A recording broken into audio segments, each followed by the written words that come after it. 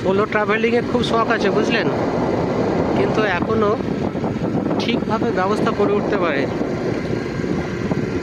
বর্গি থেকে ফিরছি। বর্গি নর্মদা নদীর ওপরে একটা ড্যাম, এটা বর্গি ড্যাম।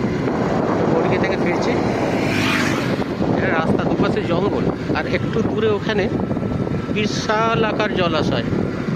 ওখানে বোটিং হয়, ক্রুজিং হয়, সব কিছু হয়। ইচ্ছা করলে মানে বর্ষাকালে অপরূপ সুন্দর এই জায়গাটা। জঙ্গলের মধ্যে থেকে বন্য জন্তু বেরিয়ে আসার চান্স থাকলেও থাকতে পারে, কারণ এর আগে বেশ কয়েকবার দেখেছি। হিংস্র জন্তু দেখিনি, তবে ঘড়িয়াল, হরিণ বা বিষাক্ত সাপ এইগুলো তো আছে।